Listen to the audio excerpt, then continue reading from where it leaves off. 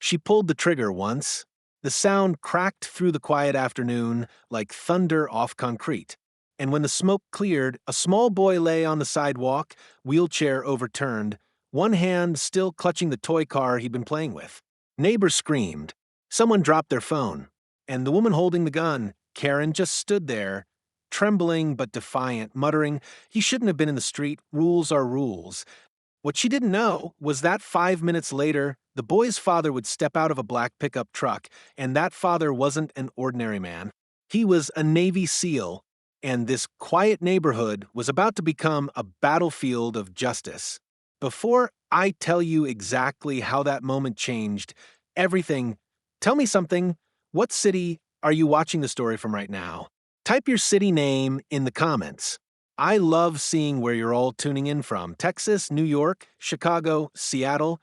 Wherever you are, you're part of the story tonight. And hey, before we start, make sure you hit that subscribe button if you believe no child should ever pay the price for someone else's arrogance. All right, let's start from the beginning. It was supposed to be a normal Saturday on Cedar Lane, one of those perfect suburban days where sprinklers hiss on every lawn and everyone pretends they like their neighbors. 12-year-old Ethan Cole was outside in his wheelchair, racing his little toy car along the edge of the curb. He was born with spina bifida, but that never slowed him down. He learned to rebuild those toy cars himself, piece by piece, always smiling, always saying, "Dad says soldiers never quit." Across the street lived Karen Bishop, president of the Homeowners Association, self-appointed guardian of neighborhood standards. She wore pastel sweaters, owned 3 identical poodles, and kept a clipboard like it was a weapon. The truth is, she hated anything that didn't fit her picture-perfect world. And to her, Ethan's wheelchair tracks on the sidewalk were an eyesore. For weeks, she'd been leaving notes taped to the Cole family's door. "Please keep your son off common property. Wheel marks damage the concrete. Noise violations after 6 p.m. Ethan's mother ignored them. She'd learned the only way to deal with Karen was not to feed the fire. But that day, Karen's temper finally found gasoline. It started when Ethan accidentally rolled onto the edge of her lawn chasing his toy car. Karen stepped out of her porch like a snake, uncoiling. "Hey, I told you to stay off private property." Ethan froze, blinking behind his glasses. "Sorry, ma'am. I didn't mean. You people never mean to," she snapped. "You think rules don't apply because you're special." He looked down, silent. That word, special, she said it like an insult. Then she saw the car resting against her flowers.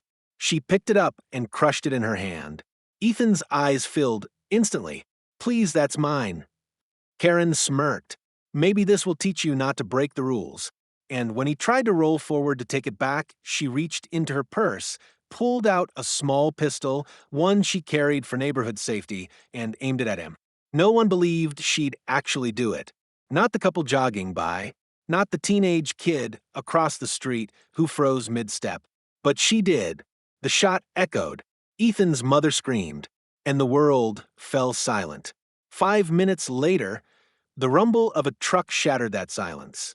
A black Ford F-250 slid to a stop, gravel flying. The driver's door opened. Jake Cole stepped out. 6'3", built like a wall of muscle and quiet rage. His eyes didn't move like most people's. They scanned, calculated. Every breath, every heartbeat around him registered.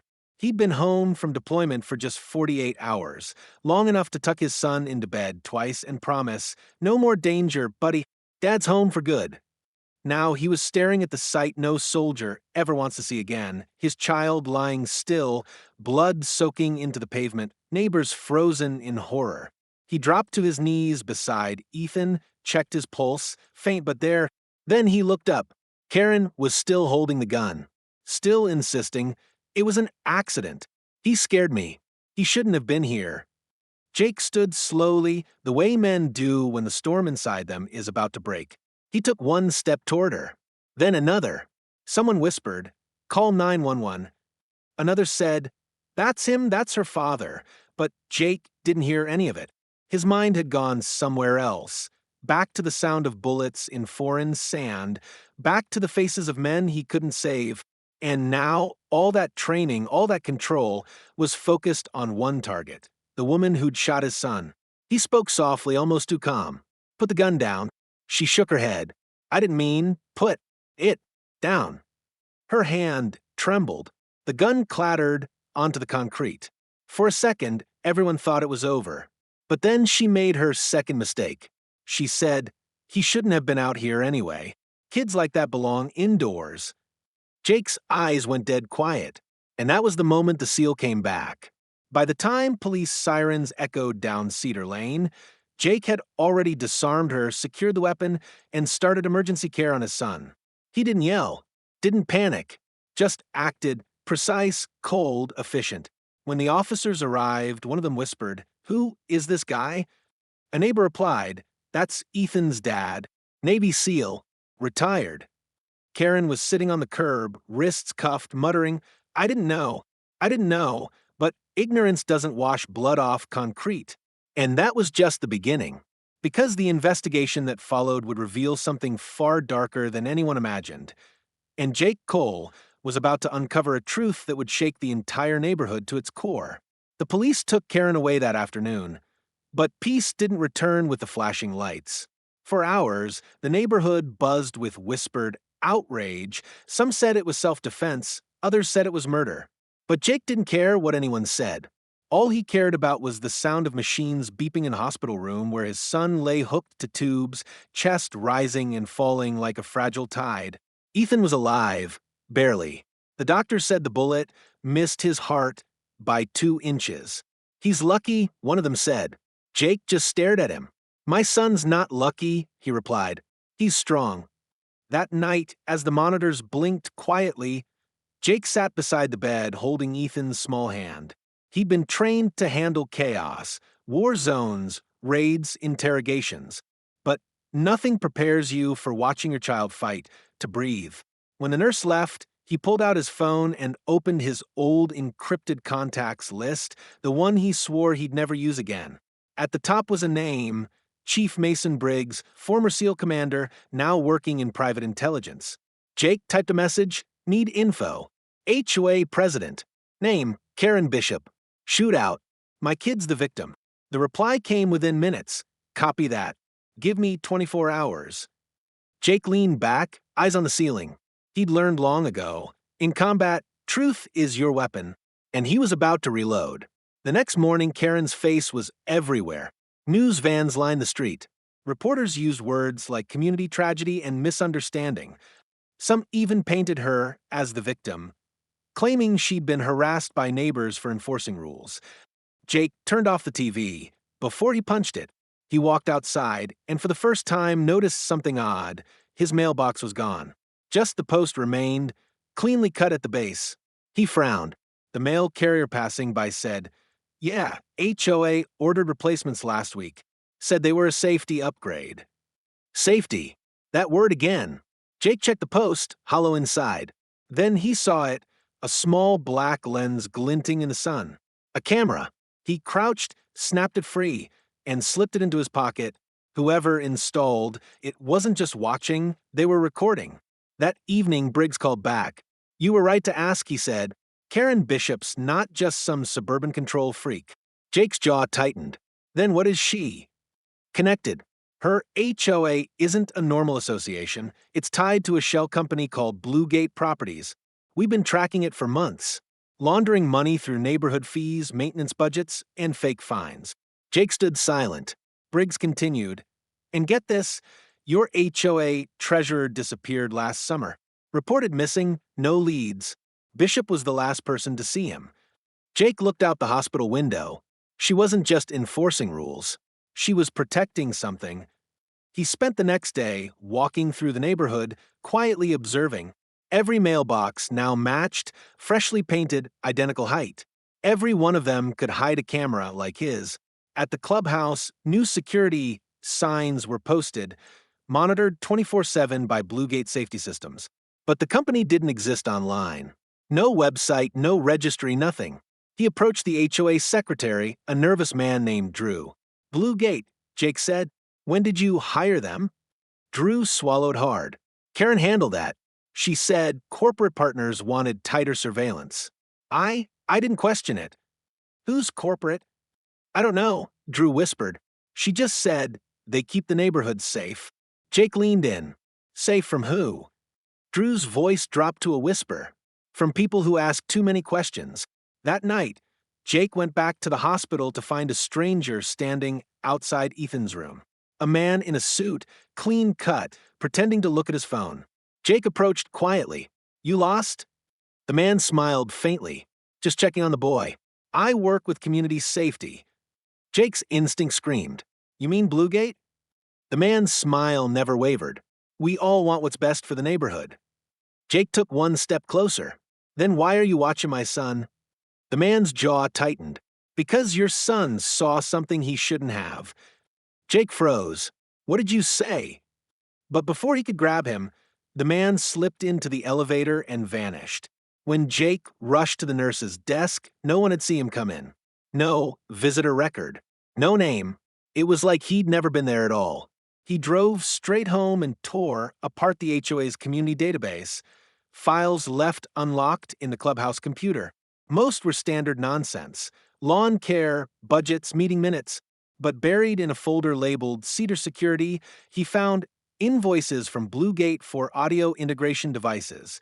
The quantities matched the number of houses in the neighborhood. They weren't just watching for mailboxes, they bugged every home. Karen wasn't crazy. She was collecting data, conversations, movements, habits, feeding them to someone bigger. Jake printed the files and spread them across his table like a battle map. Every invoice traced back to a single corporate address in Virginia. And under account authorized by, one name appeared again and again. K. Bishop. It hit him then, this wasn't random paranoia. Karen had been silencing anyone who came close to exposing the network. That missing treasurer, those fines, those cameras, and when Ethan's wheelchair rolled near her lawn, maybe she panicked, not because of trespassing, but because she thought he'd seen something. That shot wasn't about territory. It was about control. Jake picked up the phone again. Briggs, he said, I'm sending you a file dump. I think Bluegate's bigger than a money laundering front. What do you mean? Jake stared at the wall, where the new security camera blinked faintly red. I think they're building a surveillance web, one suburb at a time. There was silence on the line. Then Briggs said, Jake, you need to move your family. Now. Jake's voice was calm but cold. Not yet. Not until I know who's pulling the trigger from behind the curtain. He ended the call and looked at the photo of Ethan taped to his dashboard, smiling, fearless, holding that same toy car Karen had crushed. Then he whispered to himself, You shot the wrong kid, Karen, and now you've started a war. Jake didn't sleep that night. He sat in the dark, staring at the blinking light of that hidden camera on his wall. Every flicker felt like an eye watching him, studying his every breath. He'd spent years hunting enemies overseas. Now the enemy was inside his home. By sunrise, he was ready to fight back. He drove to the HOA clubhouse before dawn. The place looked harmless, coffee station, bulletin board, family photos from community picnics. But Jake knew camouflage when he saw it. Behind the framed photo of last summer's pool party, a faint outline on the drywall caught his eye. He pried it open with his knife. Wires, cables, a router that wasn't supposed to exist. He pulled out his phone and scanned the device. It wasn't linked to the city's network. It was connected to a private signal labeled BG Vault. Bluegate. He pocketed the router and left before anyone could see him. Halfway down the street, he noticed two men standing by a van, pretending to check a map. One of them lifted his phone slightly, camera pointed right at Jake's car. He didn't make eye contact. He just drove. But in his mind, the war map was forming again. Faces, movements, exits, timing. When he got home, his phone buzzed. Message from Briggs. You were right. Bluegate isn't just laundering money. It's feeding surveillance data to a private defense contractor, Black Harbor Systems. Ex-military tech, black budgets, no oversight. Jake stared at the screen. They're using American neighborhoods as test fields. Briggs replied, exactly. And Karen was their anchor. She thought she was helping security research. Didn't know she was helping build a domestic spy network. Jake's grip tightened. Didn't know. That was the same excuse she used when she shot his son. Later that day, he went back to the hospital. Ethan had woken up. His small voice was hoarse. Dad? Jake knelt beside the bed. Hey, buddy, you scared me for a second there. Ethan smiled weakly. Did we win? Jake blinked back tears. Not yet, but we're going to. Promise? Jake nodded. I promise. Then Ethan said something that made his blood run cold. Dad, before she shot me, Karen said something weird. She said you saw it, didn't you? But I didn't know what she meant. Jake froze. You saw what? I don't know. She was mad. She said I saw the light near her fence. But I didn't see any light, Dad. I just heard a buzzing sound before she yelled. Buzzing sound. Jake's mind snapped into focus. A transmitter. Maybe Ethan's wheelchair camera had picked something up without her realizing it. That night, Jake brought the damaged wheelchair home. He set it on his workbench and removed the dashboard camera Ethan used to record his car races. The lens was cracked, but the memory card was still intact. He plugged it into his laptop. For the first few minutes, it showed nothing unusual. Ethan laughing, racing his toy car, neighborhood lawns. Then came the frame that froze Jake's heart. In the reflection of Karen's window, just before she stepped out to confront Ethan, a faint blue strobe blinked behind her curtains, and standing inside her living room was a man in tactical gear, headset on, speaking into a mic. It wasn't Karen alone that day. Someone else was inside her house. Someone who disappeared after the shooting. Jake zoomed in, enhanced the image, and ran facial recognition through Briggs' private program. 10 minutes later, Briggs called. Jake, that man's name is Travis Keene. Black Harbor contractor. Went off the grid 2 years ago after leaking surveillance data. The Bureau wants him in connection with 2 disappearances. Jake's voice hardened. So he was there. He used her. Looks like it. They manipulate people like Karen. Use them as shields. She thought she was protecting her neighborhood. He was just using her house as a test hub. Jake exhaled slowly. Then this isn't about one woman's mistake. It's about covering tracks. Briggs hesitated. Be careful, Jake. These people don't send warnings. They send funerals. Jake smiled faintly. Then I'll send one back. He spent the next 2 days planning. He planted decoy cameras around his home, visible enough to be found. He left his car in the driveway, engine cold, to make them think he was home. Then he set up motion sensors in the woods behind his house. He wanted them to come. At 2:43 a.m., they did. 2 men in dark clothing crept through the trees, infrared lasers sweeping low. One whispered, package confirmed. Move quiet. Jake watched from 30 yards away, crouched, silent as shadow. He let them approach the porch before stepping out behind them. Evening, boys. They spun, too slow. Jake disarmed the first with a twist, slammed the second into the railing, and yanked off his mask. Not mercenaries. Blue Gate security contractors wearing HOA visitor badges. Who sent you? Jake growled. The man coughed. It's not personal, Cole. They just want the files. The chair footage. Jake stared at him coldly. Then they'll have to dig through the dirt for it. He pressed send on his phone. A signal uploaded the wheelchair footage directly to Briggs' encrypted cloud. Now they can't bury it. By sunrise, the men were gone, handed over to federal custody. But Jake knew the war wasn't finished. For every soldier you catch, there's a commander waiting. He returned to the hospital later that day, sat beside Ethan and said softly, "You were right, son. We did win something." Ethan smiled, eyes still weak. "Did you stop the bad guys?" Jake looked out the window at the sun cutting through the blinds. "For now," he said, "but they'll be back. And when they come, they won't find the same man waiting." It started 3 nights later. Jake was sitting on the porch, sipping cold coffee that had lost its taste hours ago when the power went out. Not a flicker, total blackout. Streetlights, house alarms, every sound in the neighborhood gone. Then came the hum. Low, steady, mechanical, the kind of sound you only hear when a drone hovers too close. Jake stood slowly, eyes scanning the sky. There it was, a small quadcopter blinking red and blue, circling his property like a vulture. He aimed a flashlight and caught the company logo stamped under the wing. Bluegate Security Systems. They weren't even pretending anymore. Jake moved fast. He grabbed his phone, disabled the home Wi-Fi, and powered up his old SEAL gear, a portable jammer, a night scope, and a set of tactical gloves that hadn't seen daylight since his last mission. He wasn't going to call the police this time. This was his fight. Within minutes, the drone's feed jammed. It spiraled once, crashed into the yard, and hissed with sparks. He crouched beside it, pulled the memory card, and pocketed it. Inside the camera feed, he could see they'd been streaming live, not to law enforcement, but to a private server. They were watching him in real time, testing him. He smiled coldly.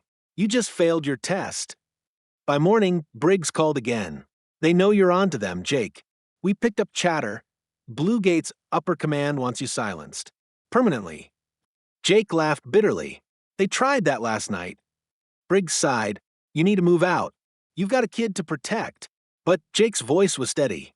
"No, I've got a son who needs to see what standing up looks like." That evening, he sent Lily, his wife, and Ethan to a safe location. He didn't tell them where he'd be, only that he'd finish this tonight. He stayed behind, alone in that silent house, lights off, every window reflecting the cold shimmer of the moon. At exactly midnight, his cameras picked up movement. 3 figures, dark uniforms, masks, weapons drawn. They came from the east side, near the woods. Jake waited, calm, controlled. He let the first one step into the kitchen before hitting the lights. The flash blinded them just long enough for him to strike. A quick sweep, disarm, elbow, throat. One down. The second rushed from the hallway. Jake ducked, twisted, and used the man's own weapon to drop him against the wall. The third hesitated, rookie mistake. Jake spoke, quietly, "You don't have to do this." The man froze. "You don't know who you're dealing with." Jake took a slow step forward. "I think I do. You work for men who hide behind fences and call themselves patriots. But real patriots protect families, not spy on them." The man fired. Jake moved first. One shot, one silence. When the smoke cleared, Jake stood over the bodies, breathing hard, hands steady. He hadn't fired to kill, only to stop. He tied them up, dragged them to the porch, and waited for dawn. When the sun rose, black SUVs rolled down the street, not Bluegates this time. Federal agents. Briggs stepped out, nodding. "You really don't do subtle, do you?" Jake handed him the drone's memory card. "This is your evidence. And these," he motioned to the restrained men, "are your witnesses." Briggs looked at the men, then at Jake. "You realize what you've done, right? You forced their hand. They'll burn every file they have." Jake smirked. "Not if I already copied it." For the next 24 hours, federal agents raided Bluegate facilities across 3 states. Servers seized, executives detained, and among the evidence was one folder marked Field Test, Cedar Lane Operation. Inside were contracts, photos, and payment receipts signed by local politicians. The HOA wasn't just part of a surveillance network. It was funding it. Karen had been a pawn, Jake a target, and the neighborhood a test run. But now, the cover was blown. Still, Jake knew this wasn't over. Because when you break one head of the snake, the body slithers deeper underground. 2 nights later, he got another anonymous message. "You think you won? Look closer. You only cut the surface." Attached was a photo. Ethan, smiling in the hospital, taken from the window inside the room. Jake's stomach dropped. Even now, they were watching. He called Briggs immediately. "They've breached hospital security." Briggs replied, "No, they've infiltrated our side." Jake didn't waste another second. He drove straight to the hospital, his heart pounding like a war drum. When he reached the hallway, he saw a man in a maintenance uniform standing by Ethan's door, not hospital staff. Jake grabbed him by the collar. "Who sent you?" The man stammered, "I'm just here to fix." Jake slammed him against the wall. "Who sent you?" The man dropped a card, Bluegate Security ID. Jake's fury boiled over. "Tell your boss the SEAL is done waiting." He threw the card down and walked into Ethan's room. His son was awake, blinking up at him. "Dad, what's wrong?" Jake knelt beside him and whispered, "Nothing, buddy. I'm just done playing defense." By morning, Jake was gone again. No one knew where he went, not Briggs, not the Bureau. But 2 weeks later, Bluegate's headquarters in Virginia went dark. Data wiped, servers melted, and a single note appeared on the company's homepage. Some fences are meant to keep danger out. Some are meant to keep justice in. JC. From that day forward, the HOA on Cedar Lane dissolved. The houses stood the same, but the silence was different now, not fearful, but free. Neighbors talked again. Kids played in the street. And every time someone mentioned the Cole family, they said the same thing: he didn't start the war, but he sure as hell ended it. For the first time in months, Cedar Lane slept quietly. The fences that once divided neighbors now stood like ghosts of an old war.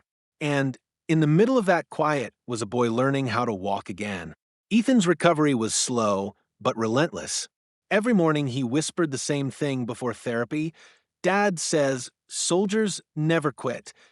Jake had vanished after the Bluegate incident. No calls, no trace, no footprints except that cryptic message on the company's hacked homepage. To the world, he was a fugitive. To Ethan, he was still Dad. Federal agents swarmed the story for weeks. They recovered fragments of destroyed servers, leaked internal memos, and audio logs of meetings between politicians, corporate heads, and defense contractors. One recording stopped the Bureau cold. A voice said, "The Cedar Lane test was successful. Now we scale nationally." The voice belonged to a senator, one with deep defense ties and an election coming up. Briggs called from Washington the moment he heard. "You were right, Jake," he said into the recorder. "This wasn't a small operation. This was policy." He looked down at the table of evidence, all redacted, all fragile, and realized something terrible. If Jake had survived, he was the only man who could expose the rest. 2 months later, an unmarked envelope appeared at Briggs's door. No sender, no postmark. Inside, a small flash drive and a note: "They're rebuilding. JC." The drive contained terabytes of data, complete financial trails, hidden bank accounts, and correspondence between Bluegate executives and government officials. It was everything Briggs needed, and everything someone wanted buried. That night, as he reviewed the files, his phone buzzed with an encrypted call. He answered. "Jake," he said quietly. "Not long," Jake replied. His voice was lower, tired. "They're hunting again. You need to protect the families tied to Bluegate contracts. They'll clean house. Where are you?" Briggs asked. Silence. Then Jake said, "Somewhere they can't find Ethan." The line went dead. Back on Cedar Lane, things almost felt normal again. Ethan had returned home with his mother. The neighbors waved now, offering meals, smiles, the kind of sympathy that appears when fear fades. But one evening, a new family moved into the old Bishop house. Nice couple. Quiet. Polite.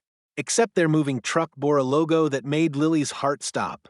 Harbor Safe Technologies, a subsidiary of Black Harbor Systems, Bluegate's parent company, reborn under a new name. Lily called Briggs immediately. "They're back," she whispered. "They changed the name, but it's them." Briggs cursed under his breath. "Get Ethan out of there. Tonight." She started packing when she heard the front gate creak. A man was standing there, tall, in a gray hoodie, face hidden by the shadow of the porch light. "Ma'am," he said calmly, "you don't have to run." She froze. "Who are you?" The man lifted his head. It was Jake. He looked different, thinner, older, eyes sharper. But the moment Ethan rolled into the room, his whole face softened. "Dad." Jake knelt down and hugged him tight. For the first time since that horrible afternoon, the world felt whole again. Lily whispered, "Where have you been?" Jake glanced at the window, scanning the street. "Finishing it."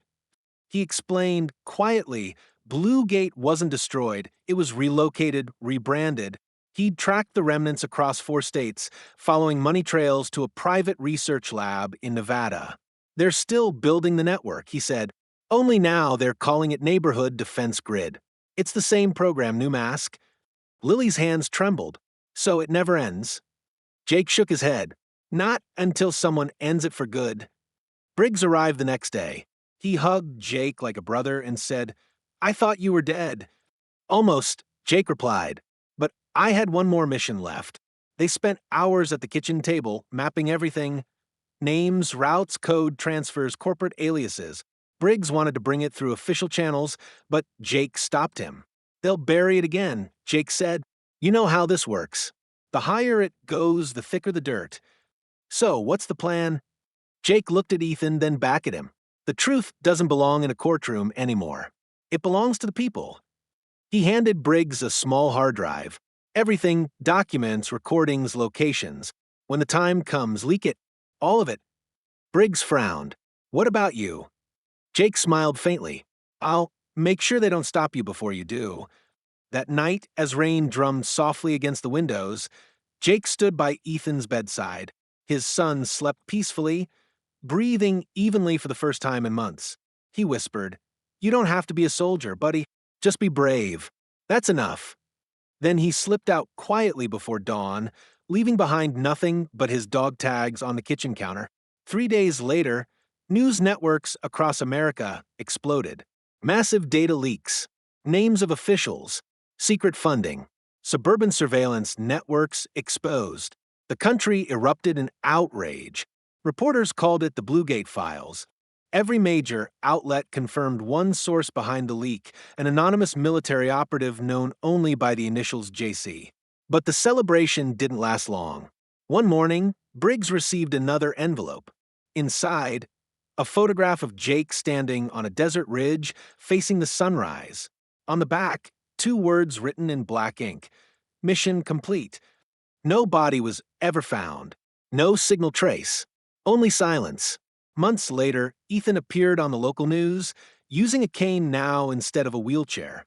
When asked what kept him strong, he smiled and said, "My dad taught me that heroes don't disappear. They just work in places no one's watching. And if you're watching this story right now, remember this: evil doesn't always wear a uniform. Sometimes it hides behind fences, cameras, and contracts signed in marble buildings. But justice? Justice lives in the quiet hearts of people who refuse to look away. So, tell me in the comments, if this happened in your town, what would you do? If you believe courage still matters, subscribe. If you believe truth still wins, share the story. Because the louder we speak, the harder it is for the powerful to hide. And somewhere out there, maybe a soldier named Jake Cole is still listening.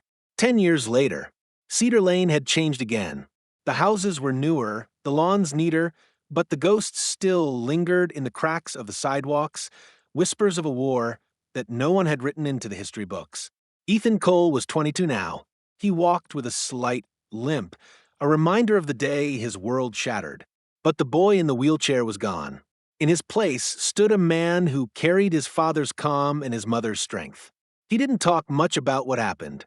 When people asked about his dad, he'd just smile and say, "He taught me to see things clearly even in the dark."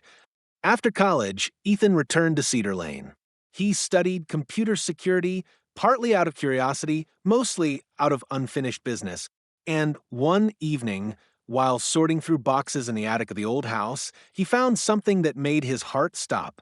A small steel box with his initials carved into it. EC.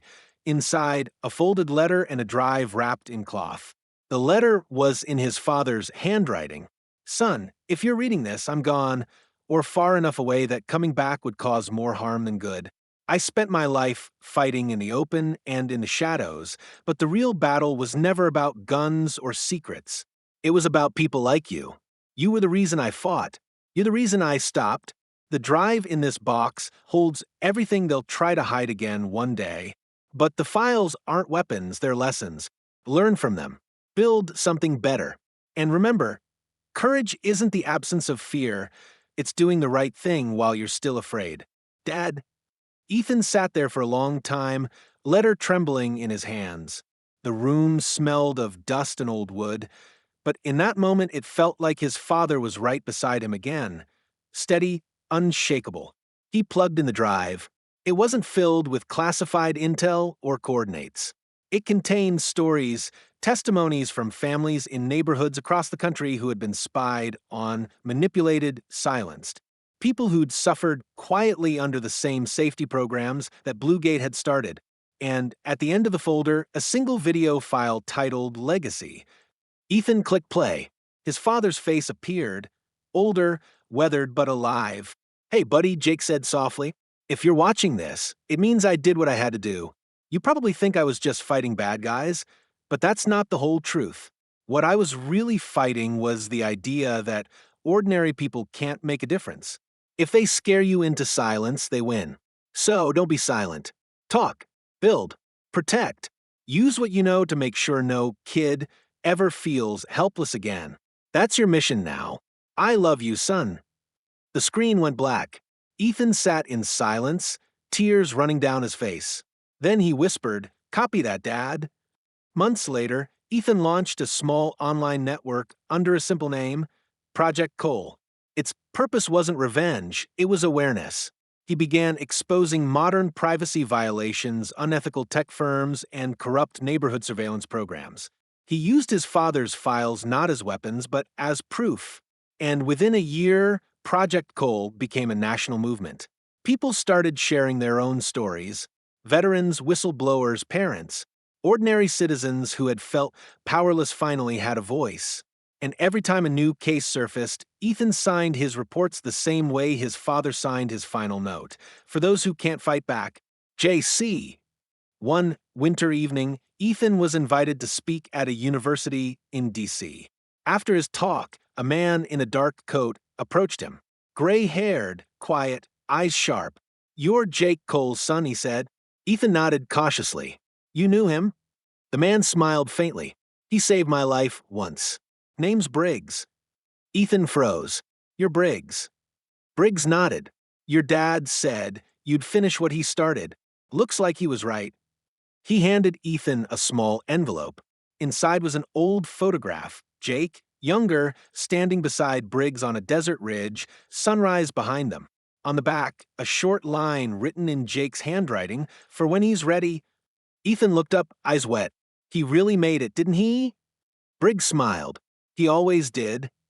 And that night, as Ethan walked home through the quiet streets of Cedar Lane, he looked around at the peaceful houses and thought about everything his father had taught him.